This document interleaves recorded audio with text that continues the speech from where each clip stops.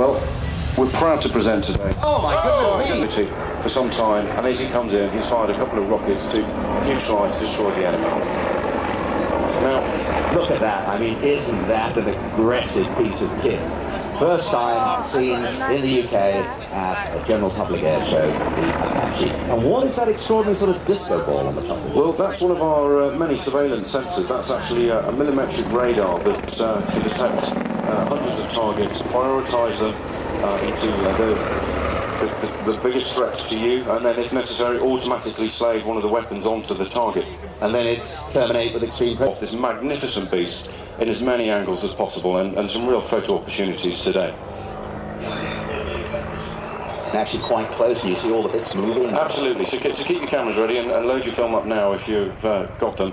But I want to remind everyone, this is a 10-ton aircraft. It's a very heavy aircraft and a very large aircraft, and it can be quite deceptive, but you can see how Chris is flying it ever so smoothly round today. Richard, you were talking about the fact that helicopters are best in combat at very, very low level where they can barely be seen.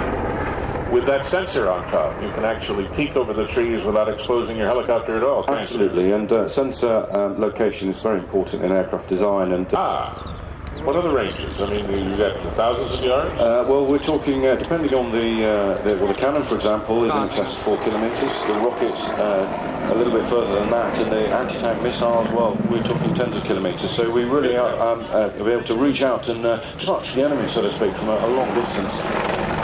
Now, this aircraft is been very smoothly flown. I should point out that this is as delivered aircraft. There'll be no display modifications whatsoever, and it's the one eye at one set of instruments and then look elsewhere with his helmet. How do you train a pilot to move his eyes in different directions at the same time? A lot of hard work, but as Chris slows down now, a little bit lower, a little bit slower, and you'll be able to see some of the features of the aircraft, particularly the weapon system, the ability to slave the 30mm cannon to the pilot's head. So wherever he's looking, the cannon's pointing, and at the touch of a button. That's what I saw yesterday. I saw the gun looking left and looking right and looking left, and it was just imitating what the pilot was doing. And that's what he's doing now. You can see the gun underneath the front of the nose, moving around as Tony in the front seat. Really, Richard, for me, a really anorak question. What's the maximum sideways speed you can fly? Well, I think we're about 50 knots on the Apache, so it was quite some.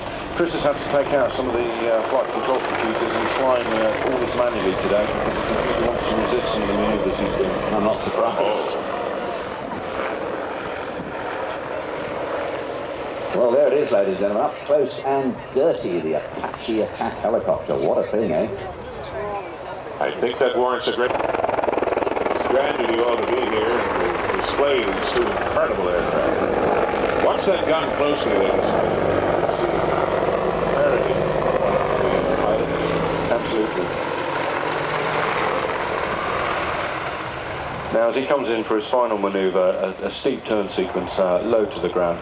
We're keeping it artificially high, frankly, because we'd like everybody to be able to see. If we come too low, which of course we could do, only the front row of the crowd would be able to see that. So we're keeping it artificially high to allow as many people as possible to see the Apache. Absolutely, Richard. And you look back out the window there, you can see what an incredible crowd we've got today. The depth of it is, well, it's the biggest I think I've ever seen. Absolutely, certainly the biggest crowd we've displayed to. Much improved over yesterday, and please do come and see us again at the Army Air Corps are holding a Music in the Air festival later on this year on Saturday, July 26th in Middle Wallop, where you'll be able to see the full Blue Eagles display team and much, much more. Again, come and see us at the military village and get some more details.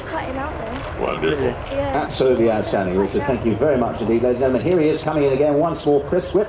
A chance to see that, cruel tool close to the Blue Eagles and the Apache attack helicopter. Now, as he comes in, he's going to put nose on towards the crowd. Tony will be there viewing the crowd through his optics.